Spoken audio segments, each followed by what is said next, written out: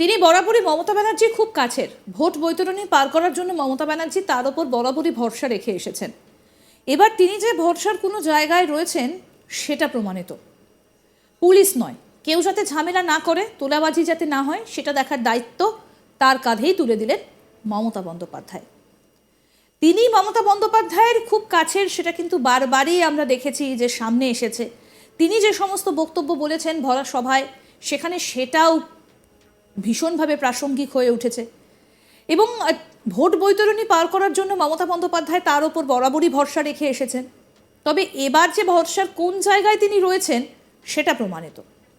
Police নয়, কেউ যাতে ঝামেলা না করে, তোলাবাজি যাতে না হয়, সেটা দেখার দায়িত্ব তার কাঁধেই তুলে দিলেন মমতা ব্যানার্জি। তিনি কে? তিনি হলেন ক্যানিং পূর্বের বিধায়ক শওকত মোল্লা। প্রকাশ্য মঞ্চ থেকে মমতা ব্যানার্জি এক প্রকার নির্দেশ দিয়েই দিলেন শওকত মোল্লাকে। বলেন, ওরা যাতে সব রকম সহযোগিতা পায় সেটা আমাদের দেখতে হবে। কি প্রেক্ষিতে এই নির্দেশ, এবার সেটাই আপনাদের বলি।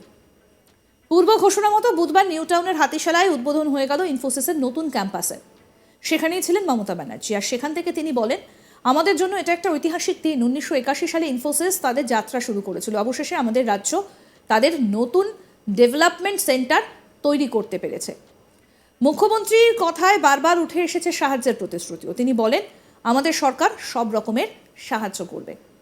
এরপর তিনি ক্যানিং পূর্বের বিধায়ক তথা বিধানসভার স্ট্যান্ডিং কমিটির চেয়ারম্যান শওকত মোল্লার প্রসঙ্গ আনেন। খানিক নির্দেশের সুরেই বলেন, ওরা যাতে সব রকম সহযোগিতা পায় তা আমাদের দেখতে হবে। তিনি বলেন, শওকতকে অনুরোধ করব ইনফোসিসকে সব ধরনের সাহায্য করতে। পুলিশকেও সতর্ক থাকতে হবে, কেউ যেন বিরক্ত করতে না পারে, ওরা যেন খুব শান্তিপূর্ণভাবে কাজটা করতে পারে। মানে ভাবতেই পারছেন যে যার বিরুদ্ধে দলেরই একাংশ গুন্ডামি বা তোলাবাজির অভিযোগ করে, সেই শওকত মোল্লার ওপরই ভরসা রাখছেন মুখ্যমন্ত্রী মমতা ব্যানার্জি। এবং একই সঙ্গে পুলিশকেও সতর্ক করে তিনি বলেন, এটা বর্ডার এরিয়া। যে এলাকায় এই নতুন ক্যাম্পাস তৈরি হচ্ছে তা Kolkata police, Bidhannagar police commissionerate এবং পশ্চিমবঙ্গ পুলিশের কাজের পরিসরের মধ্যে পড়ে। তাই কাজের ক্ষেত্রে ভালো কোঅর্ডিনেশনও দরকার। তাই যাতে কোনো বাধা না আসে, কোনো অশান্তি না হয়, ওরা যাতে শান্তিতে কাজ করতে পারে সেটা দেখতে হবে। শুনুন কি বললেন মুখ্যমন্ত্রী। I have with me Mr. Shaukat Molla also. I have a request. Please see that we should help, we should cooperate them in all ways, at all levels. And I will request, this is the area adjacent of Kolkata Police and South and West Bengal, so Bidhannagar Commissionerate. So this is a border area, but there should be some good coordination between two. So please see, in no disturbances, nothing. They must work very peacefully and very smoothly. প্রসঙ্গত বলে আরাবুল ইসলাম শওকত মোল্লা এবং তার পরিবারকে কটাক্ষ করে বলেন, তার পরিবারের সদস্যরা সবাই কন্ট্রাক্টর, শওকত মোল্লা নিজেই টাকা তোলে। এই বিষয়ে বেশ কয়েকটা উদাহরণ দিয়েছেন আরাবুল ইসলাম। তার দাবি, এলাকায় একবার ছাতা বিলির জন্য 50 টাকা করে কেনা ছাতা 200 টাকা দাম ধরেছিলেন শওকত। এছাড়া রাস্তার কাজ থেকে শুরু করে অন্য অনেক কাজের টাকা তোলার অভিযোগ করেছেন তিনি। যদিও শওকত মোল্লার নাম না করে তাকে ভদ্রলোক বলে উল্লেখ করেছেন আরাবুল। কি বলেছেন আরাবুল ইসলাম, এবার সেটা শোনাবো। ভদ্রলোক যে কথা বলেছেন, ওনার বউ কন্ট্রাক্টর, ওনার ভাই কন্ট্রাক্টর, ওনার শালা কন্ট্রাক্টর, ওনার শাশুড়ি কন্ট্রাক্টর। ভদ্রলোকের অন্তত একটু লজ্জা থাকা দরকার। জেলার কোটি কোটি টাকার কাজ এনে রাস্তা না করে টাকা তুলে নেওয়ার অনেক নজির আছে। ভদ্রলোক যে কথা বলেছেন, ওনার বউ কন্ট্রাক্টর, ওনার ভাই কন্ট্রাক্টর, ওনার শালা কন্ট্রাক্টর, ওনার শাশুড়ি কন্ট্রাক্টর। ভদ্রলোকের অন্তত একটু লজ্জা থাকা দরকার। জেলার কোটি কোটি টাকার কাজ এনে রাস্তা না করে টাকা তুলে নেওয়ার অনেক নজির আছে। আজকে তিনি বড় বড় কথা বলছেন, কম্বল কিনবেন, শাল কিনবেন।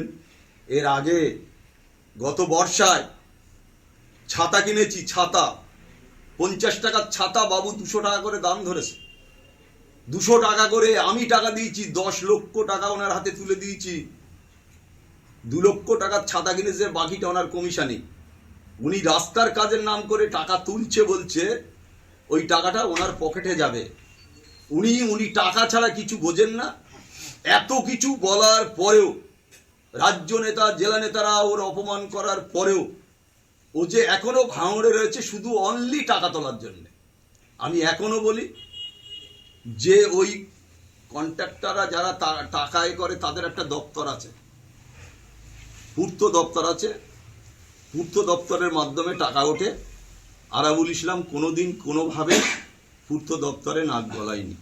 ওইদুল সাহেব মারা গেছে, এর আগে টানা দায়িত্ব উনি ছিলেন। একটার পর একটা কাজ ভাঙড়ে আমরা করেছি, সমস্তটাই উন্নয়নমূলক কাজ হয়েছে ওনার আমলে। এই যে পূর্তের কাজ, রাস্তাঘাট, পানীয় জল, বিদ্যুৎ, কারেন্টের সমস্তটা উনি কমিশনে নিতে পারেন। আমি এখনো চ্যালেঞ্জ করে বলছি, ওনার যদি সৎ সাহস থাকে উনি বুকিয়াত দিয়ে বলুক ওনার ভাই কন্ট্রাক্টর, ওনার বাপ কন্ট্রাক্টর, ওনার শালাবাবু কন্ট্রাক্টর, ওনার বোন নামে কন্ট্রাক্টরই আছে। দল ইতিমধ্যে একটা রেজলিউশন করে বলেছিল যে যারা কন্ট্রাক্টরই করবে, যারা এই ধরনের কাজের সাথে যুক্ত, তারা দলে কোনো জায়গায় পদ পাবে না। তা সত্ত্বেও আমি রাজ্য নেতৃত্বের কাছে আবেদন রাখবো যে ক্যানিংয়ের ভদ্রলোক তার টোটাল ফ্যামিলি কন্ট্রাক্টরই করছে, আর কোটি কোটি সরকারের টাকা, কোটি কোটি টাকা আত্মসাৎ করছে। আজও তিনি বলেছেন যে টাকা আমরা নিই, কম্বল কিনবো। 1 লক্ষ টাকার কম্বল কিনলে 10 লক্ষ টাকা তুলবে, 9 লক্ষ ওনার পকেটে যাবে, আর 1 লক্ষ টাকার কম্বল কেনা হবে। আমি একাধিক প্রমাণ আমি নিজে হাতে বলবো, গেঞ্জি কেনার নাম করে লক্ষ লক্ষ টাকা তুলেছে, আত্মসাৎ করেছেন উনি। একাধিক অভিযোগ করেছেন আরাবুল ইসলাম শওকত মোল্লার বিরুদ্ধে, কিন্তু তারপরেও তিনি মমতা বন্দ্যোপাধ্যায়ের খুব কাছের এবং ভোটার বৈতরণী পার করার জন্য মমতা বন্দ্যোপাধ্যায় তার উপর বরাবরই ভরসা রেখে এসেছেন। এবার তিনি যে ভরসার কোন জায়গায় রয়েছেন সেটা প্রমাণিত। পুলিশকে নয়, তাকে ভরসা করছেন মুখ্যমন্ত্রী, এবং তিনি বলছেন কেউ যাতে ঝামেলা না করে, তোলাবাজি যাতে না হয়, সেটা দেখার দায়িত্ব তার কাঁধেই তুলে দিয়েছেন মমতা বন্দ্যোপাধ্যায়। শওকত মোল্লার কথা বলছিলাম। প্রকাশ্য মঞ্চ থেকে মমতা বন্দ্যোপাধ্যায় এক প্রকার নির্দেশ দিয়েই শওকত মোল্লাকে বলেন ওরা যাতে সব রকম সহযোগিতা পায় তা আমাদেরকে দেখতে হবে।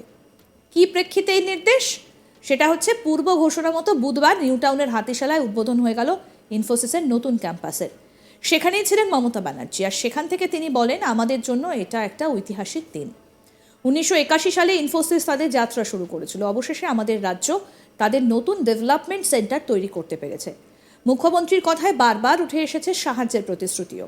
তিনি বলেন আমাদের সরকার সব রকমের সাহায্য করবে।